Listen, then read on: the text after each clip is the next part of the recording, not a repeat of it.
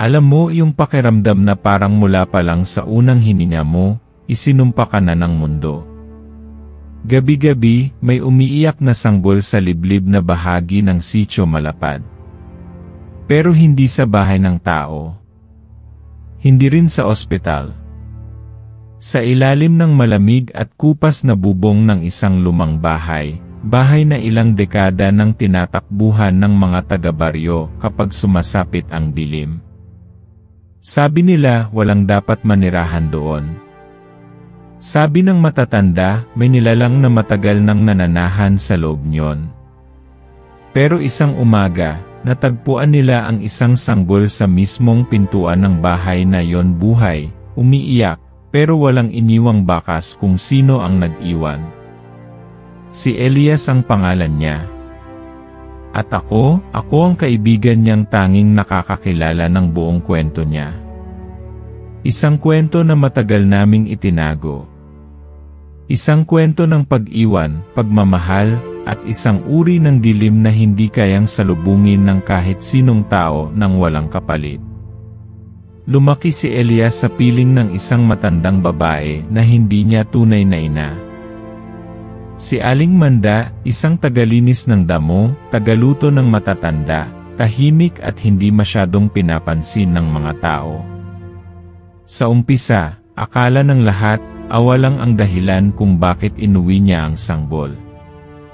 Pero habang lumalaki si Elias, napapansin ng mga tao sa baryo ang mga kakaibang bagay. Bakit nga ba hindi tumatanda si Aling Manda? At bakit tuwing kabilugan ng buwan, palaging may nawawalang hayop sa mga bakuran? Bakit laging sarado ang bintana ng bahay nila, kahit tirik na tirik ang araw? Si Elias, kahit mahirap ang buhay, lumaki namang mabait. Tahimik. Mapagmasid.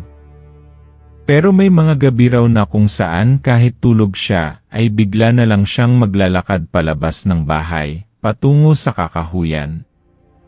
Kinabukasan, wala siyang naalala. Noong una, akala namin sleepwalking lang. Pero dumami ang gabi, dumami rin ang kakaibang kwento sa baryo. Isang gabi, nadatnan ng mga kabataang umiinom sa may sapa si Elias, nakatayo lang sa tubig, tuwid, walang saplot, at walang reaksyon sa malamig na hangin. Nang tawagin nila siya, bigla raw itong lumingon. Pero ang mas ikinagulat nila, mapupulang mata ang tumambad sa kanila. Nang umuwi sila kinabukasan, walang ni isa ang naglakas loob na magsalita. Natakot. Nabulabog. Kaya nga ako na lang ang naiwan sa tabi ni Elias.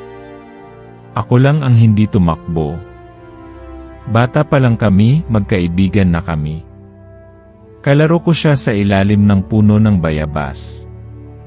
Kasama ko siya manghuli ng tutubi, magtampisaw sa ulan, at magtago sa pagitan ng punong saging. Isa siyang batang maraming tanong pero bihirang magsalita. Minsan tinanong niya ako, bakit kaya walang gustong lumapit sa akin? Sabi ko, siguro kasi iba ka. Pero hindi ibig sabihin masama ka.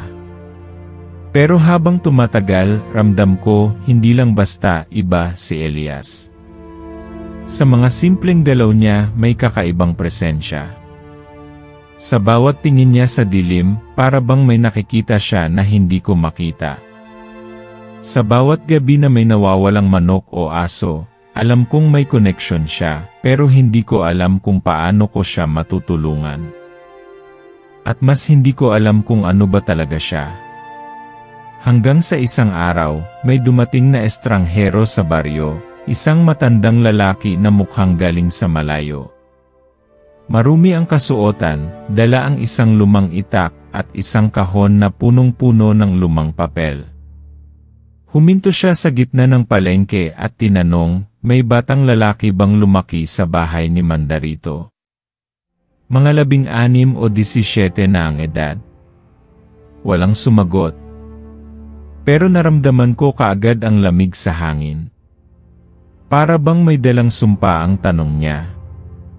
At doon nagsimulang mabuksan ang pinto ng nakaraan, pinto na dapat siguro, hindi na muling binuksan. Habang binubuklat niya ang mga papel, lumabas ang mga larawan ng mga sanggol na nawala, taon-taon, pare-parehong petsa. Lahat sila, may kapansin-pansing marka sa balikat, isang bilog na may guhit sa gitna. Isa lang ang ibig sabihin yon, sabi ng matanda, bahagi raw sila ng isang pananim. Pananim? Hindi ko maintindihan.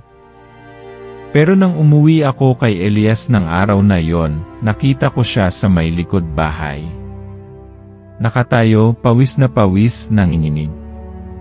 Nakatingin siya sa palad niya.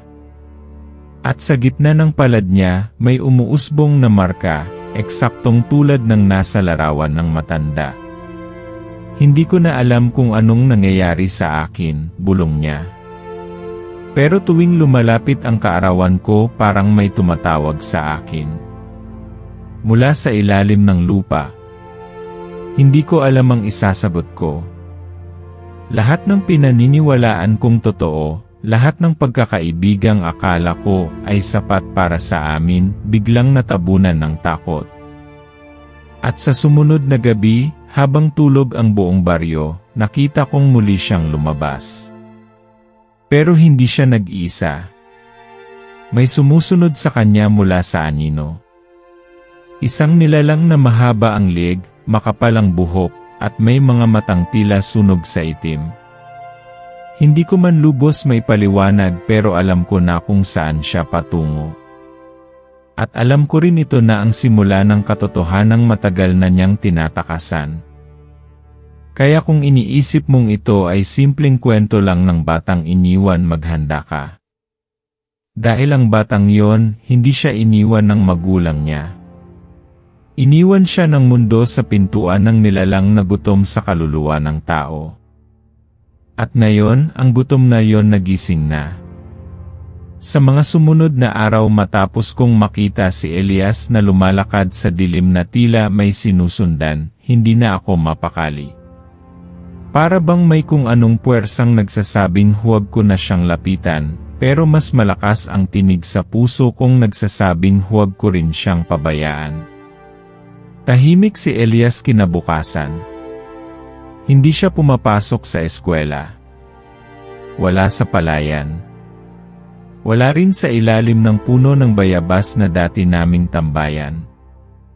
Nang sa wakas ay naabutan ko siya sa tabi ng ilog, nakaupo at nakatingin sa rumaragasang tubig, napansin ko ang pagkabahala sa mga mata niya. Hindi ko na siya nilapitan agad. Hinayaan ko lang siyang magsalita. Alam mo ba kung anong pakiramdam ng lumaki sa bahay na alam mong hindi ka talaga dapat nandun? Mahinang tanong niya. Na bawat kilos mo may nanonood sa'yo. Hindi dahil mahalaga ka kundi dahil ginagamit ka. Hindi ko agad naintindihan ang ibig niyang sabihin, pero alam kong may kinalaman ito kay Aling Manda. Kaya tinanong ko siya, siya ba talaga ang nanay mo? Tumango siya, pero hindi sigurado. Simulat sa pool, hindi niya ako tinuruan ng normal. Hindi ko alam kung paano manalangin. Hindi ko kilala ang ama ko. Wala akong litrato ng ina ko. Ang tanging kwento niya lang palagi ay ito, isang gabi, binigay ka sa akin ng buwan. At kapag hinog ka na, babalik ka rin sa dilim kung saan ka galing. Sa mismong araw na yon, isang kakaibang pangyayari ang nagbukas ng isa pang pinto sa nakaraan ni Elias. Habang pauwi kami mula sa ilog, nadaanan namin ang isang matandang lalaking nakatayo sa ilalim ng malaking punong balete. Nakasuot siya ng lumang barong, may tangkay ng walis sa kamay, at ang mga mata niya, puting-puti, parang wala ng itim. Tila bulag, pero alam mong nakikita ka pa rin. Elias, tawag niya, kahit ni minsan ay hindi niya nakilala o nakausap ang kaibigan ko. Matagal kitang hinintay. Ang balat mo'y may tanda ng panawagan. Napahinto si Elias. Ako rin. Sino ka? Tanong niya, at parang tinig niya mismo'y nanginginig. Isa akong tagapagbantay, sagot ng matanda. At dumating na ang panahon para malaman mo ang totoo. Isinama kami ng matanda sa isang kubong napapalibutan ng mga halamang hindi ko pa nakita noon. May amoy na matalim sa hangin, hindi mabaho, pero hindi rin komportable. Sa gitna ng kubo, may isang lumang kahon. Doon, dahan-dahan niyang inilabas ang isang bagay na tila lumang kabibe. Kupas ang kulay, pero kuminang sa pagdampi sa kamay ni Elias. Ito ang mutya ng sigwa, wika ng matanda. Sa mga anak ng dilim na isinilang sa lupa, isa lang ang pinipili ng hangin para balansihin ang gulo sa pagitan ng liwanag at kadiliman. Ikaw iyon, Elias. Ikaw ang tagapamagitan. Tumayo si Elias, hindi makapaniwala. Hindi ko alam ang sinasabi mo, sabay atras. Ako? Hindi ko nga alam kung sino ako. Ayoko nito. Gusto ko lang normal na buhay. Ngunit tumangulang ang matanda, mabigat ang tinig. Ang kadiliman na nagpalaki sa iyo ay hindi na basta nanonood. Naghahanda na itong lumamon. At kung hindi mo alam gamitin ang liwanag sa loob mo, hindi lang ikaw ang mawawala. Buong sityo ang magiging handog. Nang gabing iyon, hindi kami nakauwi agad. Sa ilalim ng liwanag ng gasera, isinalaysay ng matanda ang kasaysayan ng isang lahing matagal nang itinatago sa kasuluk-sulukan ng kabubatan, ang mga anak ng aswang at tao. Hindi sila basta halimaw, pero hindi rin ganap na tao. Iba-iba ang kapalaran nila, ang iba ginagawang kasangkapan. Ang iba sinusunog habang sanggol pa lang. At ang iba gaya ni Elias, nagiging susi sa isang mas malaking propesya. May itinatagong lihim ang angkan ni Manda, dagdag ng matanda. Bago pa man siya naging albularyo sa mata ng mga tao, isa siyang tagapangalaga ng kadiliman. At ikaw ang inalagaan niyang parang anak hindi dahil mahal ka niya, kundi dahil ikaw ang kailangan niya. Hindi alam ni Elias kung tatanggapin niya ang lahat ng ito. Sa mga sumunod na araw, tahimik siya. Hindi na siya pumunta sa kubo. Hindi niya pinansin ang mutya, at sinubukang bumalik sa pangkaraniwang buhay. Pero hindi na siya makatulog ng maayos. Bawat gabi, nananaginip siya ng mga matang pula, ng mga tinig sa dilim, at ng mga kamay na pilit siyang hinihila paalis. Hindi ako bayani, bulong niya minsan, habang magkasama kami sa ilalim ng puno ng bayabas. Hindi ako pinili. Isa lang akong batang iniwan. Hinawakan ko ang balikat niya. Baka nga iniwan ka. Pero hindi ibig sabihin wala kang halaga. Baka ikaw pa ang dahilan kung bakit nabubuhay pa ang lugar na to, tahimik siyang umiti. Pero kita ko sa mga mata niya, takot, pagkalito, at isang uri ng lungkot na hindi basta malulunasan ng kahit anong salita. Isang gabi, habang binabasa niya ang isang lumang papel na iniwan sa kanya ng matanda, may biglang lumitaw na apoy sa palad niya. Hindi masakit, pero malinaw. Ang parehong simbolo ng bilog at guhit, kumikinang na sa mismong balat niya. Sa pagkinang nito, tumunog ang mutya na matagal niyang isinantabi. At sa malayo, mula sa kakahuyan may tinig na humalakhak. Isang tinig na pamilyar. Isang tinig ni Aling Manda, pero mas malalim, mas malamig, at hindi na tao. At doon niya naisip na baka ang tunay niyang ina ay hindi kailanman umalis. Naghihintay lang siya. Sa tamang oras. Sa tamang paghina, simula nang muling lumitaw ang tinig ni Aling Manda mula sa dilim, hindi na muling naging payapa ang gabi ni Elias. Sa bawat pagdampi ng hangin, tila may kasamang bulong. Sa bawat kisap ng mata, may aninong dumadaan sa gilid ng paningin niya. Hindi na rin siya makatulog ng buo, lagi siyang nagigising na pawis, may marka ng mga daliri sa leeg, at minsan pa'y may dugo ang kuko sa kanyang kama. Wala na ang dating Elias na tahimik lang pero may ngiting bata. Ngayon, sa bawat araw na lumilipas, para siyang binabalatan ng paisa-isa ang sarili. Ang dating pagkamangha sa mundo ay napalitan ng takot, galit, at pagkalito. At higit sa lahat, isang tanong ang paulit-ulit sa isipan niya, bakit ako iniwan? Kung hindi ko naman ginusto ang lahat ng to, bakit ako ang kailangang lumaban? Bulong niya sa akin isang hapon, habang nakaupo kami sa sirasirang silong ng lumang eskwelahan.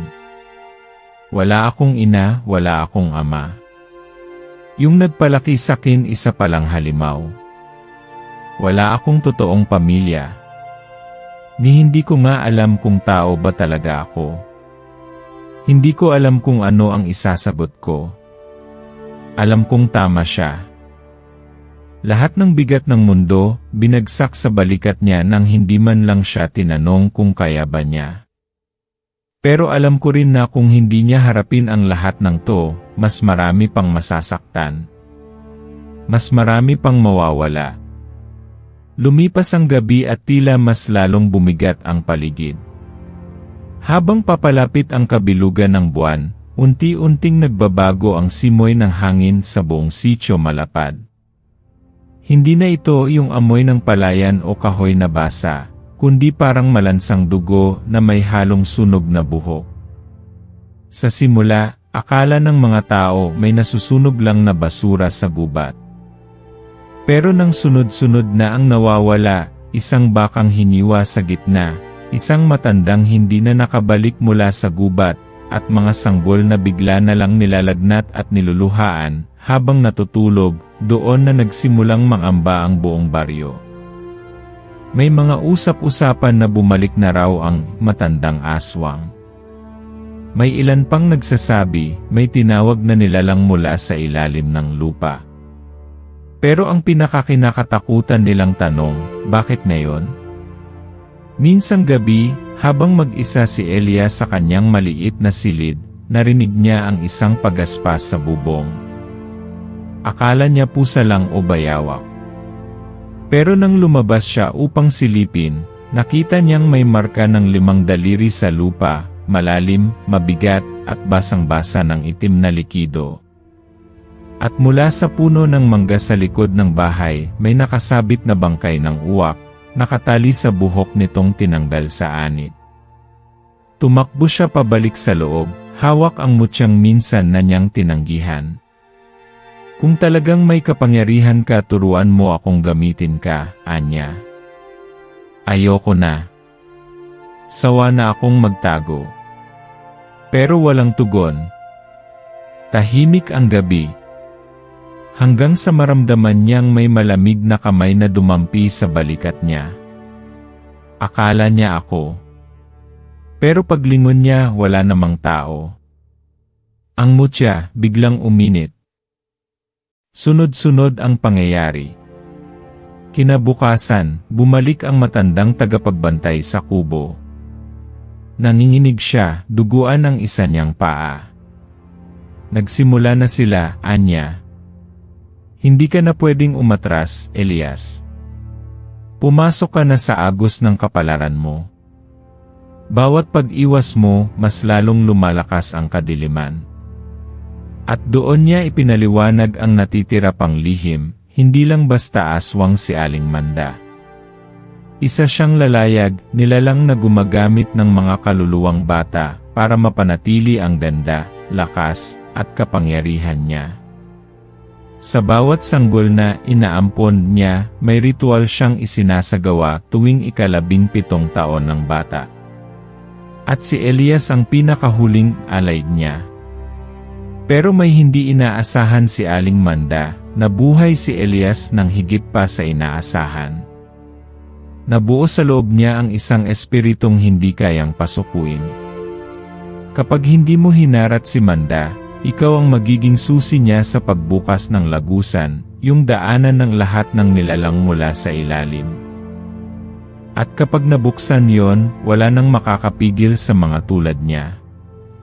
Lalong nabigatan si Elias. Hindi lang siya iniwan ng tunay niyang magulang. Pinalaki pa siya ng mismong halimaw na gustong isakripisyo ang buhay niya para sa kapangyarihan. Lahat ng alaala niya ng pagkabata, ng pag-aalaga, ng pagkandili, ng mga hapunan sa dilim, lahat pala yon ay bahagi ng isang mas malaking kasinungalingan. Ano nang silbi ng pagmamahal kung peke pala? Tanong niya habang pilit pinipigil ang luha. Ano nang silbi ng buhay kung mulat sa pool, binalak ka na nilang patayin? Lumapit ako. Hindi kita iniwan, di ba? Tumingin siya sa akin, mata niya basang-basa. Ikaw lang. Lumipas ang gabi, at sa gitna ng katahimikan, isang malakas na alingawngaw ang yumanig sa baryo. Parang isang sigaw mula sa ilalim ng lupa. Tumakbo kami palabas at nakita namin ang mga hayop na nagwawala. Ang mga puno, tila yumuyuko sa isang hindi nakikitang presensya. At sa langit, isang itim na aninong hugis babae ang lumutang, may mahabang buhok na tila usok at mga matang pula gaya ng dugo. Panahon na, anak, bulong nito. Bumalik ka sa akin. Ngunit si Elias hindi na ang batang takot at nagtatago. Sa kamay niya, mahigpit na hawak ang mutya ng sigwa, at sa dibdib niya, umaapoy ang sugat ng kanyang pinagmulan. At bago siya makasagot, isang aninong mabilis na dumaan sa harap niya. Isang nilalang na may balahibong tulad ng uwak, mga pakpak na parang palaso, at mga kuko na tila bakal. Ang unang sugo ng kadiliman dumating na. At ito pa lang ang simula. Sa mga sumunod na araw, parang unti-unti nang nauubos ang liwanag sa Sitio Malapad. Hindi na bumubusina ang tricycle sa umaga. Tahimik ang palengke. Maging ang mga tandang, hindi na tilaok ng tila may inaabangan. Palaging makulimlim kahit walang ulap. Palaging malamig kahit tanghaling tapat. Para bang hinihigop ng lupa ang init, at unti-unting inuubos ng hangin ang sigla ng buong lugar. Sa bawat kanto, may pader na sinusulatan ng pula, hindi pintura, kundi dugo. Mga simbolo na hindi mo maintindihan pero alam mong masama ang ibig sabihin. May mga alagang hayop na natatagpo ang patay, walang balat. May mga bata na bigla na lang umiiyak sa gitna ng laro, sabay turo sa isang sulok kung saan daw may babaeng walang mukha. Kahit ang matatanda, nasanay na sa mga kwento ng aswang, ngayon ay hindi na makapagsalita. Yung iba, lumayas na sa baryo. Yung iba, nagkukulong na lang sa loob ng bahay, hawak ang rosaryo, habang nanginginig sa bawat lagaslas ng dahon. Kami ni Elias araw-araw kaming nag-ensayo. Sa tulong ng mutya, natututo siyang pakiramdaman ang paligid, yung mga aninong hindi nakikita ng ordinaryong mata, yung mga ingay na hindi tunog pero damang-dama sa balat. Minsan, may mga bulong siyang naririnig. Minsan, may apoy na bigla na lang sumusulpot sa kamay niya. Pero ang mas nakakabahala ay yung mga panaginip. Gabi-gabi, ako pa rin yung bata, sabi ni Elias, habang nagpapahinga kami sa ilalim ng balete kung saan kami unang kinausap ng matandang tagapagbantay. Nasa loob ako ng bahay ni Manda. Tapos may bintanang bukas. Mula sa labas, may liwanag na gustong pumasok pero may kamay na sinasara ito. Malaking kamay. Kulubot. At naririnig ko ang tinig niya. Walang liwanag na pwedeng makapasok dito. Hindi ko alam kung ano ang dapat kong sabihin. Nakikita ko kung paano siya unti-unting kinakain ng takot. Lumalakas siya. Natututo siya. Pero sa likod ng lahat ng iyon, isa pa rin siyang batang inagawa ng pagkabata. Wala siyang ama, walang ina. Wala siyang alaala na kayang yakapin kapag malamig ang gabi. At kahit narito ako, alam kong may bahagi sa kanya na hindi ko maaabot. Isang gabi habang nag-ensayo siya ng paghawak sa apoy, bigla siyang napatigil. May naririnig ka? Tanong niya. Wala, sagot ko. Bakit? Yung lupa umuungol, sabi niya. At totoo nga. Kapag tahimik ka, kapag inabot mo ang tenga mo sa lupa, may parang pag-iyak mula sa ilalim. Hindi tao. Hindi hayop. Para bang mismong lupa ang nasasaktan. Nanginig kami pareho. Tumayo kami agad at tumakbo pauwi. Pagdating sa bahay, gulo-gulo na ang mga gamit. Nakabukas ang mga bintana. Nakalambitin sa kisam ang isang tandang, patay. At sa dingding, nakasulat ng dugo, huling kabilugan ng buwan. Handa na ang katawan. Napaluhod si Elias. Sinusundan niya ako. Sinusundan niya tayo. Hindi kami makatulog ng gabing yon.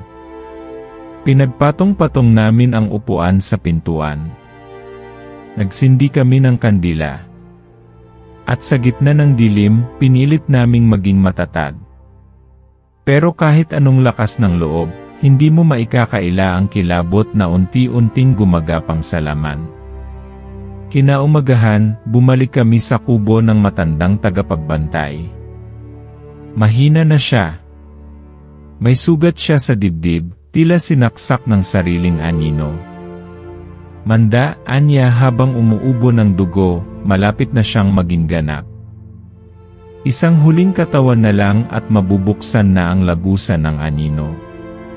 Tinuro niya ang isang lumang kasulatan, punit-punit na papel na parang mula pa sa panahon ng Kastila. Nasa loob nito ang isang mapa ng Sitio Malapad, pero may mga bahaging hindi mo makikita sa tunay na mapa, mga bitak sa lupa, mga ugat ng dilim, at isang lugar sa gitna ng gubat na tinatawag na duyan ng anino. Doon siya isisilang muli, paliwanag ng matanda. Sa lugar kung saan una siyang sumapi sa katawang tao. At Elias, ikaw ang huling piraso. Napatingin si Elias sa mutyang hawak niya. Nagsimula itong manginig, hindi dahil sa galit, kundi sa takot. Sa gabing yon, nagsimula ang pag-ulan ng abo. Hindi ulan ng tubig. Hindi rin alikabok. Abo talaga, mainit-init, amoy sunog, at parang galing sa ibang mundo. Tumakbo ang mga tao palabas ng bahay. Ang langit, pula. Ang hangin, mabigat. Tila galing sa impyerno ang bawat dampi nito sa balat. At mula sa malayo may mga nilalang na nagsimulang lumitaw. Hindi tao. Hindi hayop. Mga nilalang na may katawan ng bata, pero may mata ng matanda. Walang boses, pero ang galaw nila ay parang pagsasayaw ng kaluluwa ng bangkay.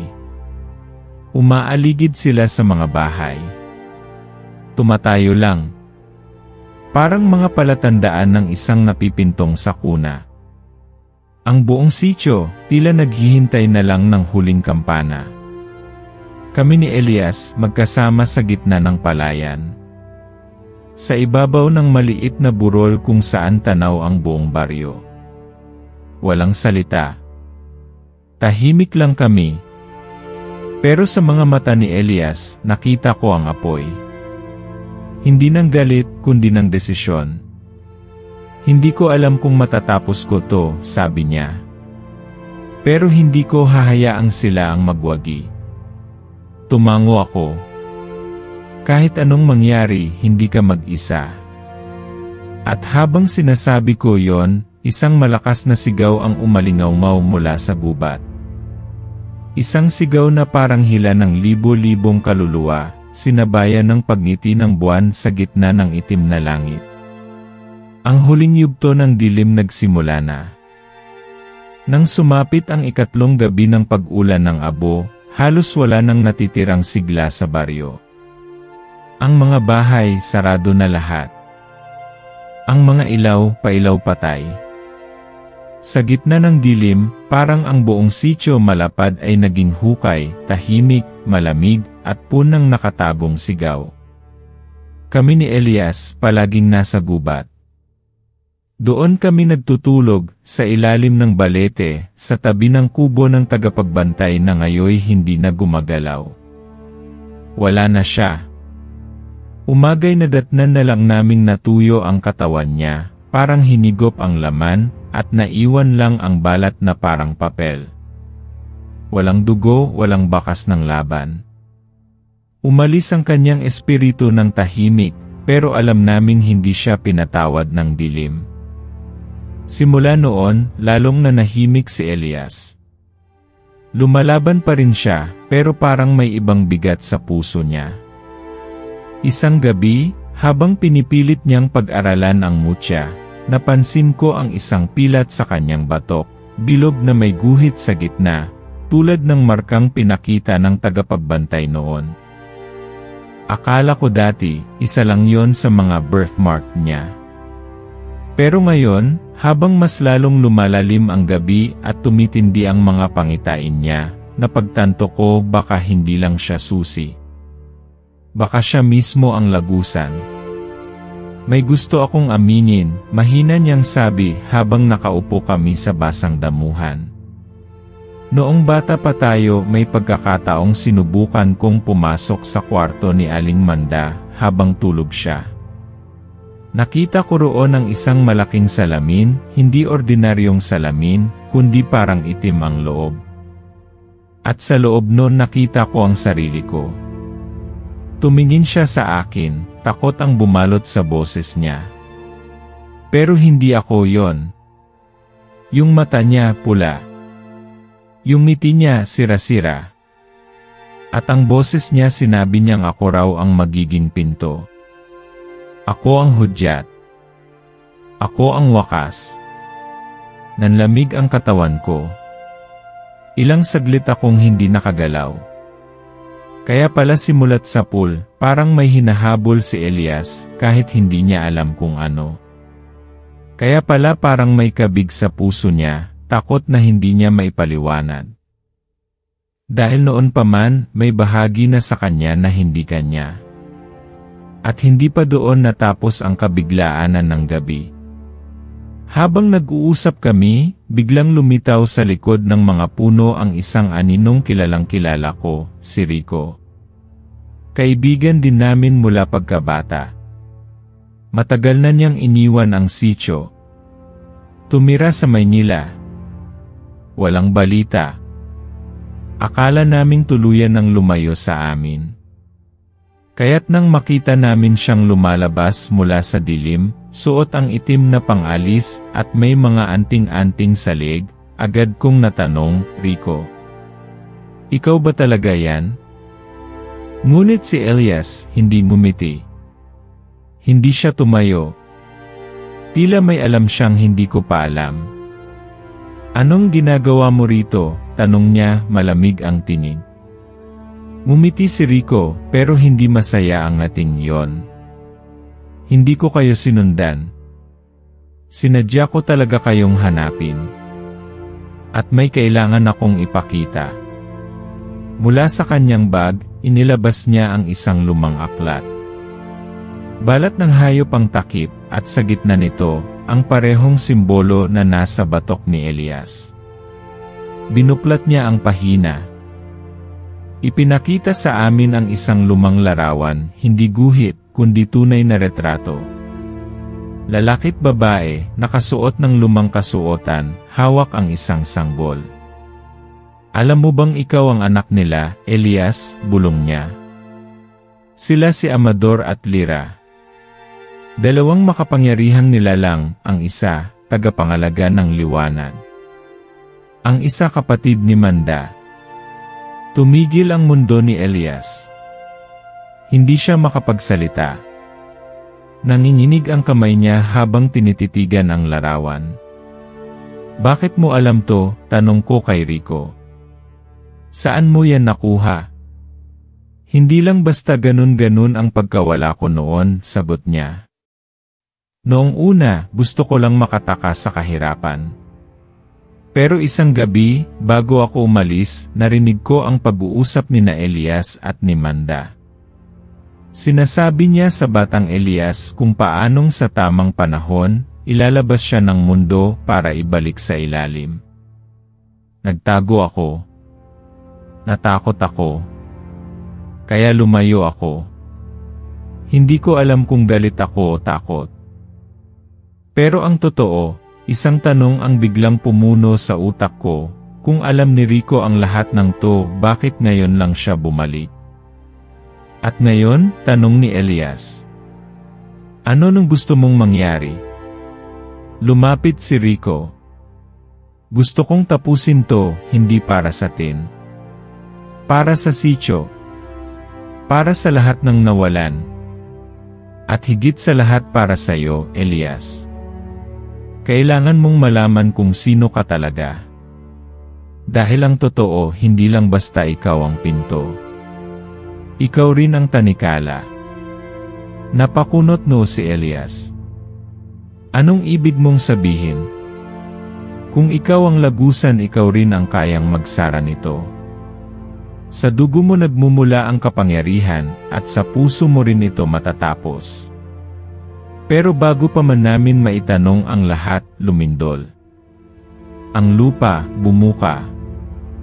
Mula sa ilalim, lumitaw ang isang nilalang na kalahating tao, kalahating usok. Wala itong mukha, pero ang katawan nito ay gawa sa itim na apoy.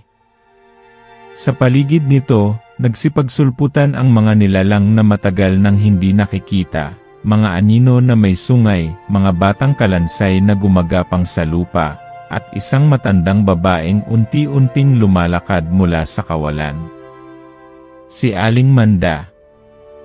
Ngayon, wala na ang maskara ng pagiging tao. Ang anyo niya ay ganap ng halimaw, puti ang buhok, pulang-pula ang mga mata, at sa bawat hakbang niya, natutuyo ang damo. Anak, sigaw niya kay Elias. Handa na ang mundo. Buksan mo na ang pinto. At sa sandaling yon, bigla ring sumigaw ang mutya. Hindi ng liwanag, kundi ng punit na laman. At sa loob ni Elias may gumalaw. Humigpit ang hawak ni Elias sa mutya, habang lumalapit si Aling Manda. Ang paligid, unti-unti nang nilalamon ng dilim. Ang hangin parang sumisigaw. Sa bawat paglapit ng matanda, ang lupa'y natutuyo, ang mga halaman nalalanta, at ang liwanag ng buwan, unti-unting nawawala sa langit. Wala ka nang matatakbuhan, Elias, sabi ni Aling Manda, ang boses niya'y parang kaluskos ng patay na dahon.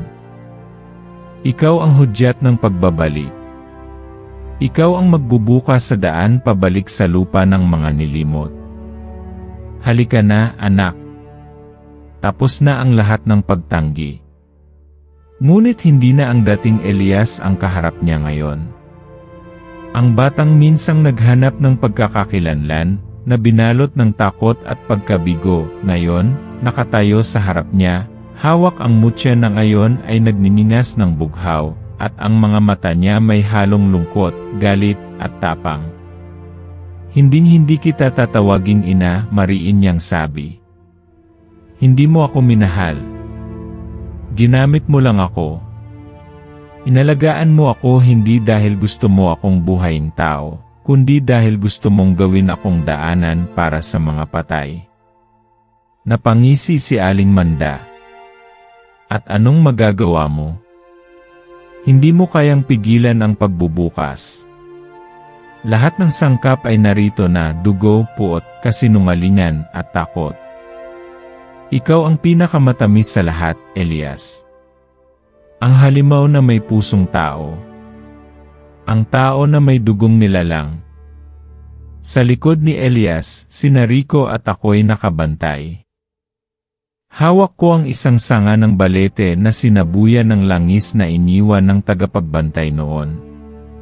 Si Rico naman, may hawak na antigong itak na may ukit ng sinaunang dasal. Hindi siya mag-isa, sabi ko. Hindi mo siya kayang lunurin sa dilim kung may nag-aalab sa paligid niya. Tumawa si Aling Manda, ngunit lumabo ang anyo niya. Ang halimaw sa loob niya, lumabas na. Tumangkad siya, humaba ang leeg, lumalim ang mata, at ang mga kuko niya'y naging parang pang-ugat na kayang tusukin ang laman. Mula sa paligid, lumitaw ang mga nilalang ng anino. Mga dating nawawalang tao. Mga bata. Mga hayop. Mga katawan na ginamit at kinitil, ngayon ay buhay na muli, hindi bilang mga sarili nila, kundi bilang mga laruan ng kadiliman. Lahat sila dahan-dahang lumapit kay Elias. Kaya mo to, bulong ko. Hindi ikaw ang nilikha ng dilim. Ikaw ang bunga ng liwanag na itinago. Sa huling ulit, tiningnan ni Elias ang mutya. Kumislap ito at kasabay ng kidlat mula sa langit, itinaas niya ito sa hangin. Biglang sumabog ang liwanag mula sa paligid niya, naglayuan ang mga nilalang, at napaatras si Aling Manda. Ngunit hindi siya tumigil. Sumugod siya, mabilis, buong lakas, hawak ang mga kuko niyang kayang gutay-gutayin ang kaluluwa. Sa isang iglap, nagbanggaan sila ni Elias, liwanag at dilim, halimaw at anak. Umalinggaw ang tunog ng banggaan ng puwersa. Parang gumuho ang paligid. Nabiyak ang lupa. Umatras ang mga anino. Isang anino ang sumugod kay Rico at inatake siya. Naitulak niya ito, pero hindi sapat, kinagat ang balikat niya. Napasigaw siya sa sakit. Tumakbo ako sa kanya, pinupok ang halimaw gamit ang balete. Nawasak ito sa alikabok. Ngunit nang bumalik ako sa pinagsagupaan ni na Elias at Manda, nakita ko na lang si Elias na duguan. Tinamaan siya sa dibdib. Hinawakan siya ni Manda sa liig at itinulak siya pababa. Napaluhod siya sa lupa. Nanginginig. Ngayon, bulong ni Manda, buksan mo ang pinto. Dahan-dahang bumukas ang lupa sa paligid nila. Mula sa bitak, sumingaw ang usok na kulay uling. Ang mga anino nagsisigawan. Umiikot sila. Parang isang ritual. Isang pagbalik sa mundong matagal na nilang gustong muling pasukin. Ngunit bago pa tuluyang bumigay si Elias, may isang tinig na pumuno sa paligid. Tama na. Si Rico. Kahit sugatan, kahit nanghihina, lumapit siya at itinuro kay Manda ang itak. Ako ang magiging tanikala. Rico, wag, sigaw ko. Pero tinuloy niya. Elias, kung ikaw ang pinto, ako ang pader. Minsan sa buhay ko, naging duwag ako. Tumakbo ako. Pero hindi na ngayon. At bago pa man siya mapigilan ni Elias, itinarak ni Rico ang itak sa lupa, sakto sa gitna ng pabilog na marka ng ritual. Kumulog. Lumindol. Umangat ang lupa. At biglang nagliyab ang buong bilog ng apoy. Pinutol ang koneksyon ng anino kay Elias. Rico, sigaw ni Elias. Wag. Hindi ganito dapat. Ngunit nakangiti si Rico. Salamat, kaibigan. At sa isang iglap, nilamon ng apoy ang katawan niya. Napasigaw ako. Napaluhod si Elias. Maging ang mga nilalang ng kadiliman ay napaatras. Si Aling Manda nagalit. Walang makakapigil sa akin. Iba na simula gidulo. Pero bago pa siya makalapit, tumayo si Elias. At sa wakas, may pag-unawa na sa mga mata niya. At ako ang wakas mo. Itinaas niya ang mutya, ngayon ay puno na ng liwanag na hinugot sa sakripisyo, sa galit, at sa pagmamahal. Sa isang huling sigaw, itinaga niya ito sa lupa. Sumabog ang liwanag. Sumigaw ang dilim. At ang buong sitio, binalot ng isang nakakasilaw na puting liwanag na tila nyugyog ang mismong hangganan ng daigdig. Pagbalik ng katahimikan, wala na si Manda. Wala na rin ang mga nilalang. Ang langit, bughaw na muli. Ang hangin, presko. Ang lupa, payapa. Nakahiga si Elias sa damuhan. Sugatan. Pagod. Pero buhay. Tumabi ako sa kanya. Wala kaming nasabi. Wala nang kailangang sabihin. Pero sa dulo ng palad ni Elias, may bagong marka. Isang mata. Nakapikit. At alam naming hindi pa tapos ang lahat. Lumipas ang 3 araw matapos ang labang yon, pero ramdam pa rin sa hangin ang bigat ng nangyari. Tahimik ang buong sitio Malapad, pero ibang uri na ng katahimikan, hindi na takot, kundi pag-iyak ng mga pusong pagod. Maraming bahay ang iniwang wasak, maraming pamilyang hindi na kumpleto. Sa mga sulok ng kalsada, may mga kandilang nakasindi, litrato ng mga nawawala, at panalangin sinulat sa papel. Si Elias, hindi pa bumabangon mula sa kama. Sa kubong iniwan ng tagapagbantay siya pansamantalang naninirahan. May mga sugat siyang hindi lang sa balat, kundi mas malalim pa. Tahimik lang siya sa buong araw, nakatingin sa kisam, hawak-hawak ang mutyang ngayon ay wala ng kinang. Parang naubos na ang apoy nito o baka naman sadyang hindi na kailangan. Mas mabuti nang wala ako, mahinang sabi niya isang gabi habang binabantayan ko siya. Dahil kung ako lang ang daan para makapasok ang dilim, bakit pa ako dapat manatili sa mundong to? Tinapik ko siya sa balikat. Elias, hindi ikaw ang dilim. Ikaw ang pumigil sa pagdating nito. Hindi ikaw ang kasalanan, ikaw ang dahilan kung bakit nabuhay pa kaming lahat. Pero si Rico, napatigil ako. Hanggang ngayon, ramdam pa rin namin ang bigat ng pagkawala niya. Wala man siyang iniwang katawan, pero nag-iwan siya ng alaala. Sa tuwing dumadaan kami sa burol kung saan siya huling tumayo, parang naririnig pa rin naming tinig niya, hindi sa tainga, kundi sa puso. Malinaw, buo, at handang magsakripisyo. Sinimulan ng mga tao ang dahan-dahang pagbangon. May mga nagsimulang mag-ayos ng bahay, magtanim muli, magdasal ng sabay-sabay sa plaza. Ang mga matatanda, muling nagkwento, hindi na lang tungkol sa takot, kundi tungkol sa pag-asa. Na kahit may dilim, may mga nilalang pa ring pumipili ng liwanag. May dumating na tagabayan. Nagtanong sila kung bakit tila may bahaging nasunog sa gubat, kung bakit tila may lindol na hindi naramdaman sa buong rehiyon, kundi sa sitio Malapad lang. Walang makasagot ng buo. Wala rin kaming balak ipilit ang kwento. Hindi lahat ng totoo ay dapat ipaalam. Minsan, ang katahimikan ay mas mainam kaysa sa kabuluhan. Isang araw, may dumating na matandang babae, may dala siyang sobre na may sulat. Hindi siya taga rito, pero alam niya kung sino si Elias.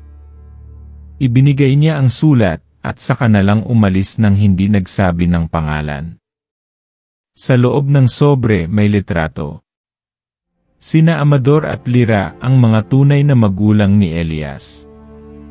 At sa likod nito, may nakasulat, kung kailan mo naisipang wala kang halaga, alalahanin mong ikaw ang pinili ng parehong langit at lupa. Anak, ikaw ang bunga ng liwanag na itinago para sa tamang panahon. Tumulo ang luha ni Elias. At sa unang pagkakataon sa loob ng ilang linggo, ngumiti siya. Hindi ito ngiti ng ligaya kundi ng pagtanggap. Na hindi niya man nakita ang kanyang tunay na ina at ama, pero kilala na niya ang kanilang layunin. At sa bandang huli, natupad ito sa pamamagitan niya. Dumaan ang mga buwan. Bumalik ang kulay sa sitio. Pumapasok na uli ang mga bata sa paaralan. Ang mga palayan muli ng luntian. Pero kahit may pagbangon, may mga alaala pa ring hindi mawawala. Tuwing gabi ng kabilugan ng buwan, pumupunta si Elias sa burol kung saan isinakripisyo ni Rico ang sarili. Dinadala niya roon ang isang munting lampara. Pinapailawan niya ito at tahimik siyang umuupo roon ng ilang oras. Isang gabi, sinamahan ko siya. Alam mo, sabi niya habang nakatitig sa apoy, hindi na ako takot sa kung ano ako. Hindi ko pipilitin maging normal. Hindi ko rin hahayaang gamitin ako ng sinuman. Pero kung meron mang mga nilalang pa na pilit babangon sa dilim, hindi ko na sila hahayaan. Tumingin siya sa akin. At kung darating ang panahon na kailangan ko na namang pumili, pipiliin ko pa rin ang mundo, kahit ilang ulit akong masaktan. Hinawakan ko ang kamay niya. At hindi ka na kailanman mag-isa. Tumayo kami at sabay naming pinanood ang liwanag ng lampara habang dahan-dahang nilalamon ng hangin ang init nito. At sa katahimikan ng gabi, naramdaman naming may presensya pa rin doon, hindi ng halimaw, kundi ng isang kaibigang naging bayani ng walang hinihinging kapalit. Lumipas pa ang panahon. Si Elias ay hindi na batang iniwan. Hindi na batang ginamit. Siya na ngayon ang tagapangalaga ng mga lihim na hindi kayang unawain ng karaniwang tao. Nanahimik siya sa sitio. Hindi siya nagpakilala sa mundo. Pero sa likod ng mga bagyong hindi natutuloy, sa bawat batang muling nagkakaroon ng panaginip, sa mga gabi ng tahimik na buwan, alam mong naroon siya. Gising. Handang lumaban muli. Dahil minsan, ang pinaka-itinatakwil na nilalang siya pala ang pinakatapat na bantay ng liwanag. At sa mga kwento ng sitio, kapag tinanong mo kung sino si Elias, ang sagot ay simpleng ito, siya ang batang iniwan sa bahay ng aswang. Pero sa dulo siya rin ang naging dahilan kung bakit tayo nananatiling tao.